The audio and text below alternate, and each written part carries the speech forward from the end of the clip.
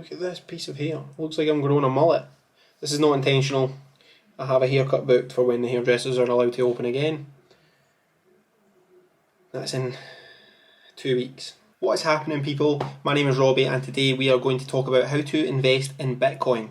So crypto has been a hot topic for some time now, and a lot of people I know who aren't interested in finance or technology, they've started to see it being mentioned more prominently in the media and quite rightly want to know what's going on and how they can get involved. The questions being, what is Bitcoin? What is cryptocurrency? What's Ethereum, Ripple? What's it for? How do I get involved? And the most important one, how do I buy it? But before we begin, you know the drill, folks. I'm going to need you to hit the like and the subscribe button, whichever side those two are on. It's massively important for a small channel like mine that people like and comment and subscribe. It'll help my channel grow and I would really appreciate it. And one more point to make just before we crack on. I am not a financial advisor and I am by no means an expert in cryptocurrency at all. It's so complicated. Just like last week when we were discussing NFTs, this shit is complicated. So this video is aimed at the average person who doesn't know what cryptocurrency is, how it works or what it's for and how can they get involved. If you're well versed in technology or financial technology, you could probably just skip this one, to be completely honest. But if you don't know what Bitcoin is or any other cryptocurrencies and you want to buy them, stick around, you might learn something. So the main question here is, what is Bitcoin? Bitcoin is a digital currency that was started in 2009 by an anonymous person that goes by the pseudonym Satoshi Nakamoto. So there's been a lot of speculation over these past 12 years on who Satoshi is, or if it's a group of people, but to this day no one actually has confirmed who the person is, or people. The main selling point of Bitcoin is the fact that it's decentralized. It isn't owned by any banks, there's no company that controls it, the transactions aren't processed through any central point, they can't print any more of it like they do with cash at the minute. The way that the programming and the coding works for Bitcoin is it's been predetermined that there will only ever be 21 million Bitcoin. So it's a finite resource that eventually they'll all be mined and there'll be none left to get. So Bitcoin operates on an open ledger known as the blockchain, which is open for anyone to go and have a look at, and you can see any transaction that's ever been made on the blockchain. Put simply, the blockchain is operated on all the computers in the network all working together, and they verify the information rather than the bank holding all the information for all the transactions. If you go on your online banking and transfer your friend £10, the bank has a record of that transaction. You go onto your banking app or you can speak to the bank and they have a copy of all these transactions. The blockchain operates like that, but without the middleman of the bank. So each computer in the network on the blockchain can verify these transactions, and if one doesn't match up to the rest, then there's a problem. Then once a transaction is processed and onto the blockchain, it can't be removed. That's it, it's there. And you can go back and see any transaction from one wallet to another. The difference being, it doesn't say Robbie Corbett transferred to Robbie Corbett's dad, for example. It would just say a long script of letters and numbers, which is your wallet address, and then in this case my dad's wallet address, which would also just be a long script of letters and numbers. So why buy Bitcoin or any other cryptocurrency for that matter? So initially Bitcoin was viewed as a currency, but it's starting to be referred to as an asset and a store of value more than an actual currency at this point. The fact that the price is going up so quickly, it doesn't seem feasible to use as a currency. It's not stable enough to use as a currency. For example, in 2010, the first ever Bitcoin purchase was made. This was the first time that anyone had ever exchanged Bitcoin for goods or services, as opposed to just buying Bitcoin or selling Bitcoin. So in 2010, a man named Laszlo Hanyecz posted in a Bitcoin forum, "I'll pay 10,000 Bitcoins for a couple of pizzas, like maybe 2 large ones so I have enough for the next day." So if you're at all clued up about Bitcoin just now, you'll know that 10,000 Bitcoins is a lot for 2 pizzas. At the time of this post, 10,000 Bitcoins was worth around $41. So a man in Britain on the same forum seen this post and took him up on the offer and called the man's local Papa John's and got 2 pizzas delivered to his house for $25. So he made a $16 profit. Since then, a lot of things have changed in the cryptocurrency world. Bitcoin's price at the time was 41 cents. It's now $58,771 for one Bitcoin.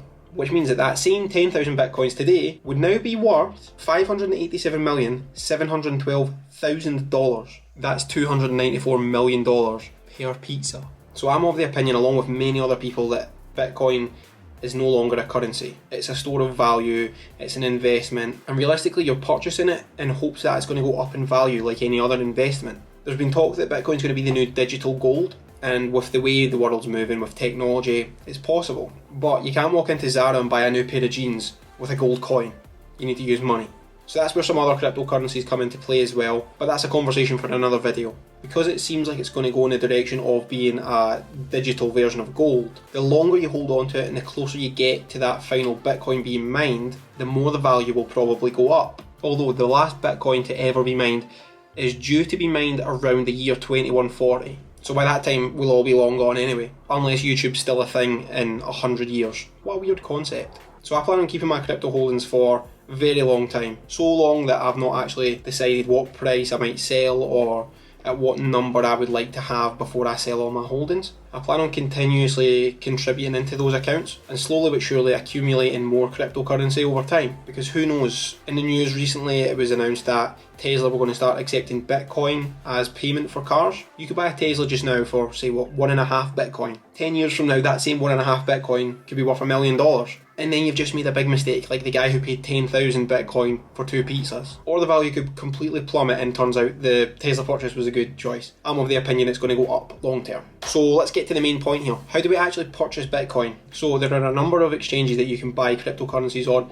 There is Gemini, Binance, Bitfinex and Etoro, just to name a few. I like to use Coinbase. The main reason I like to use Coinbase is because it's very easy to use for someone who is not very well versed in technology, which I should be because I done an IT apprenticeship years ago, but it's still very complicated, so it's nice to just use an easy to use platform. It's the platform I used when I invested my first £25 into cryptocurrency. I think that was in 2016, and I'm a creature of habit, so I've just always used it up until recently. I've just recently found out about a company called BlockFi, who, as far as I can gather, they issue loans and they're planning on doing credit cards based on cryptocurrency. So if you keep your crypto holdings with them, they'll pay you interest just like a bank account. I'm not going to say if BlockFi are good or bad because I've only had my crypto in there for just over a week, but I'm going to hold it in there for a bit and see how things go. But for this instance, we're going to use Coinbase because it's still the platform that I buy my cryptocurrency through. So let's get started and open a Coinbase account. So we've just went on to coinbase.com and we're now in the get started page. So I'm going to enter my details here and we will certify that I am over 18. So I'm just going to go through the privacy policy. Always read the privacy policy. So they're now going to send me a verification email so I can verify my email address. I might have hit a stumbling block here because I've already got a Coinbase account and it's going to want my phone number. Let's try it. And my Coinbase verification code. So I'm a UK citizen. So this is obviously dependent on what country you live in. Now it's going to ask for my details. How much crypto do you expect to trade per year? So just be honest with this one. If you're only planning on dipping your toe in with £100, just be honest, that's fine. Now it's going to ask you to verify your identity. So you can use your passport, your driver's license, or your national ID card. Once you've uploaded your ID documents and they've confirmed your identity, you'll now be able to trade cryptocurrencies on Coinbase. So now I'm going to go back to my actual Coinbase profile and I'm going to talk you through how to add funds into the account and how to use them. This is the portfolio balance you can see here.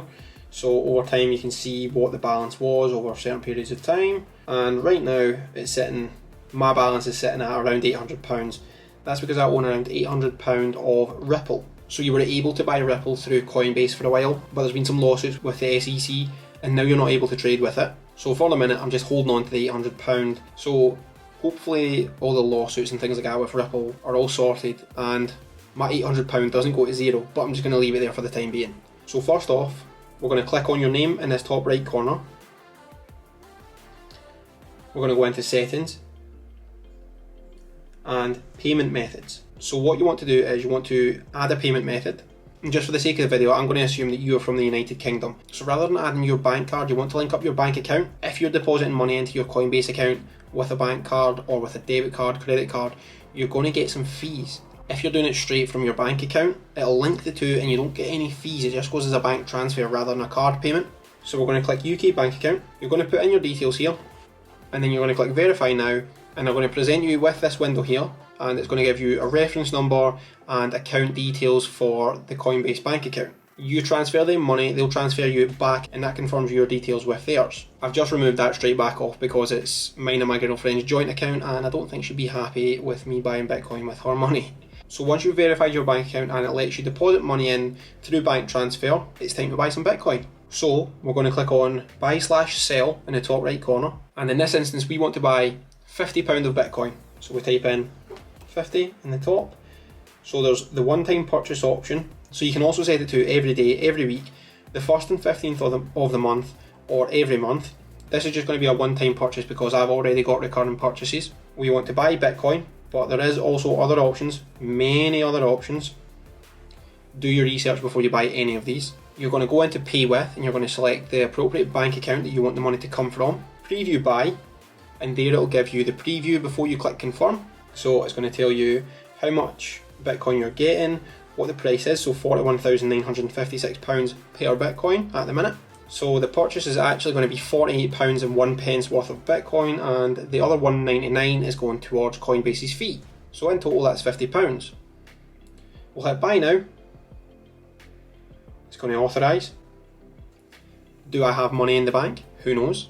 Purchase successful, and it's also given me an option to invite my friends, who in this case is you, and once you, the viewer, buys or sells £72.22 of cryptocurrency, I will get £7.22, and so will you. So I'll include that link in the description. And it really is as simple as that. It's very, very simple to do. Coinbase makes it really easy, really user friendly, and it's not as daunting as it might seem. I'll also show you BlockFi, but again, disclaimer, I've only just started using this platform. I don't know that much about it. I'm just learning about it at the minute. So please do your research before you actually jump in on this platform. I'm not a financial advisor. I'm not telling you to use this. I'm not telling you to use Coinbase, but I would like to be transparent and show you where I'm holding my cryptocurrencies at the minute. So as you can see here, I've got $40,865 in my BlockFi account. I opened that around a week ago, and as you can see here, I've accrued $45 in interest. So that's 0.11% interest, which is about what my bank account offers me on my cash at the minute, to be honest, over the course of a year. And I've done that in a week. I believe you can also purchase cryptocurrency through BlockFi, but I'm still testing it out for myself. So I'm still purchasing my crypto through Coinbase because I know the platform. If you're already well versed in crypto and you've got some in your account, BlockFi might be worth looking into. So I'll put a referral link to that in the description as well, and if that interests you, have a look, do some research, it might be worthwhile. So it really is as simple as that. I hope that you've learned something from this, because I've had a lot of friends, family, and just people I know, they've asked me about cryptocurrency, and like I said before, I'm not an expert, I'm just talking about my experience in it. I've been buying cryptocurrency for a few years. I stopped. I actually sold some of my cryptocurrency so I could buy my flat, and then had to start back from the bottom again.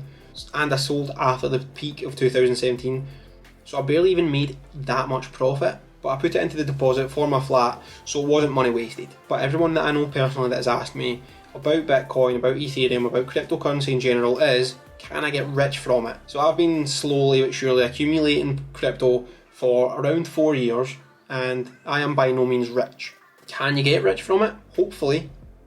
Fingers crossed. But there really is no telling, and as always, you should never put in more than you're willing to lose. I could be a mile off and all this internet money stuff could just be a bubble ready to pop for the second time. Could all go down the toilet and we're all left there with fake money on the internet. Or everyone watching this that's spurred on to buy some cryptocurrency could be f***ing millionaires in 10 years. Who knows? And I sincerely hope that's the case. So once you've opened your account, it's also worth noting that you should do some more research on how to safely store your cryptocurrency and how these cryptocurrencies work. There's so many articles and videos of people that are so knowledgeable on this stuff. You can learn so much about cryptocurrency from these people. Like I said before, this is just aimed at your average person who just wants to dip their toe in, get their beak wet a little bit on this. But if you're really interested in this stuff, there's some seriously knowledgeable people online.